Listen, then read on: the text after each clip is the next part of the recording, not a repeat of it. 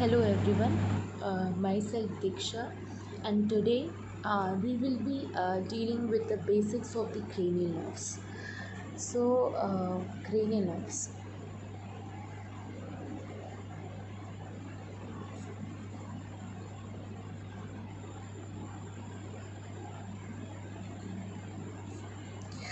As we know that we have 12 pair of cranial nerves. We have 12 pairs of cranial nerves. So I will be making a very simple diagram. In this way, we can memorize the cranial nerves in a very easy way, and then in the further videos we will be dealing with the each cranial nerve separately. So first of all, let's begin with the basics. uh, what is this is one. Okay, and let me draw the diagram complete, then you will be able to understand. One second.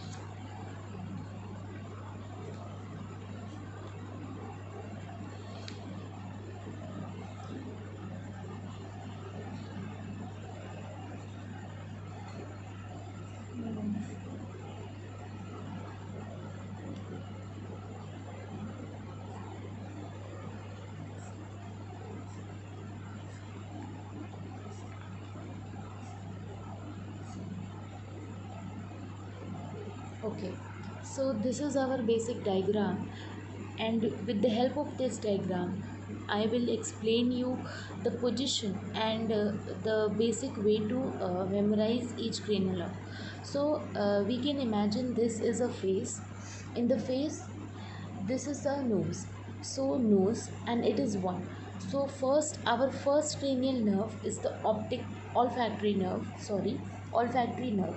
And as we know that olfactory is somewhat related to olfaction, that is smell, because our first cranial nerve, that is the olfactory nerve here.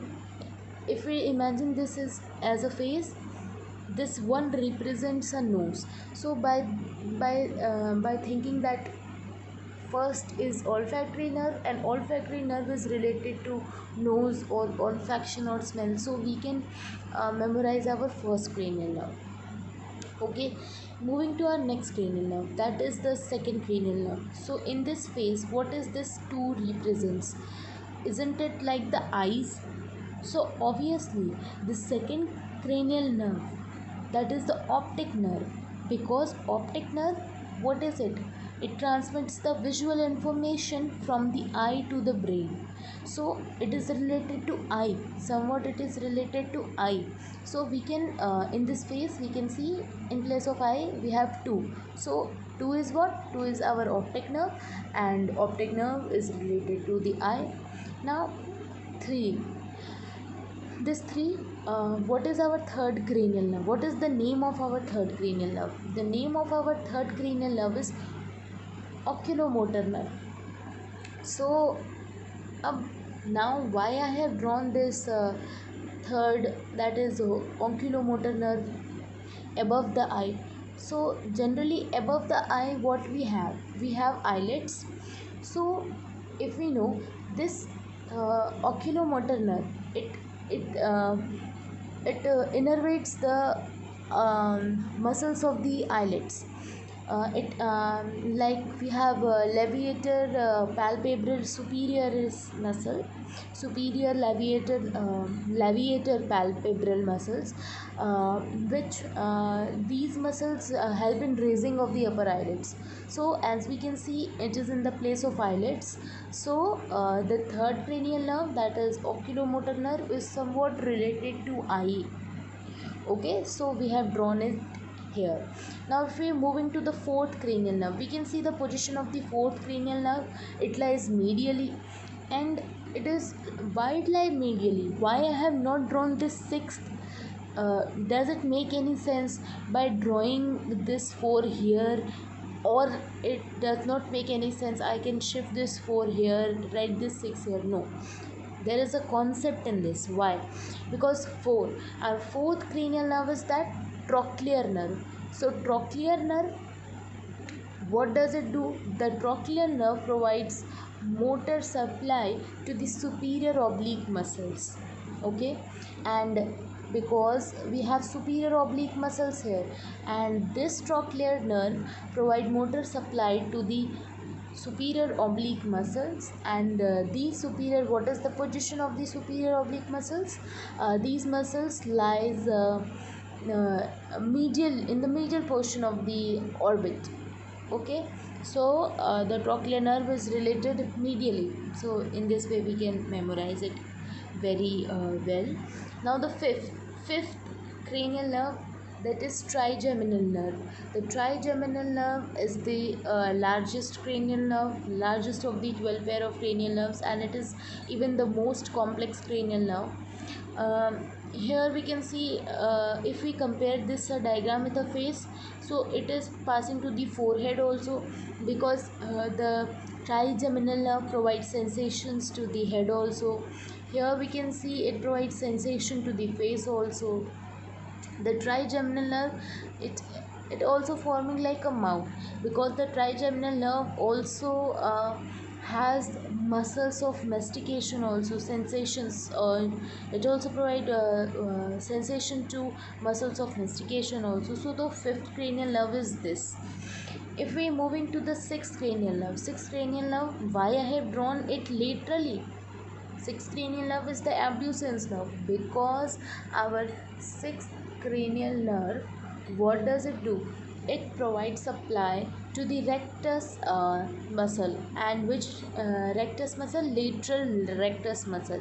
That is why it lies laterally. And what is the function of lateral rectus muscle? This muscle helps to bring the pupil away from the midline. This is the midline.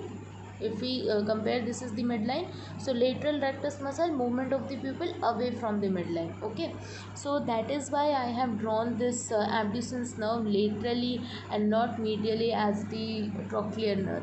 Okay, because both have different functions. Moving to the seventh cranial nerve, this is seventh cranial nerve, and seventh cranial nerve is the facial nerve. We can see it is closing like a face, completing the face. So this is the seventh cranial nerve.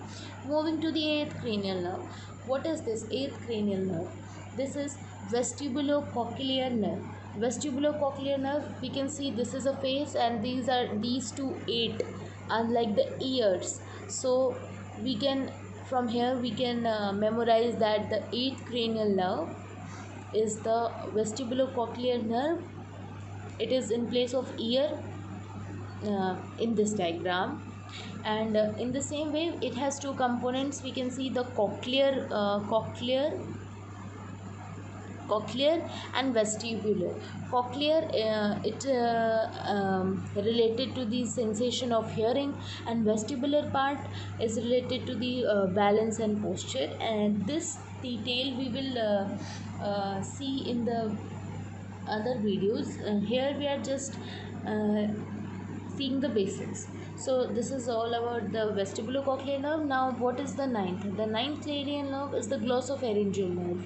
Glossopharyngeal nerve, we can see it is related to tongue, because if this is a face, it is the place of a tongue, location of a tongue. So it is related to the tongue and the lingual muscles. Okay, and in detail we will study. Then the 10th pair of cranial nerves are vagus nerve. Vagus nerve is the 10th pair of cranial nerve, and here it is. And if we see about the 11th cranial nerve, where it is located, it is slightly located in the neck side. This is the face, and from here, if this is a face, and these are the like necks are arising. So 11th cranial nerve here is related to movement of the neck muscles, so that is why they are drawn over here. Here we can memorize that it is related to the movement of the neck muscles. And finally the 12th cranial nerve, that is okay, 11th cranial nerve is the accessory nerve, and the 12th cranial nerve is our vagus hypoglossal nerve. Hypoglossal nerve, why it is drawn near to the mouth, near to the tongue? Because it innervates the tongue. Okay, it also has innervates in the tongues and the vessels, nearby vessels. So that is why these are all the basics of the 12 pair of cranial nerves. In this diagram you can see and take the screenshot of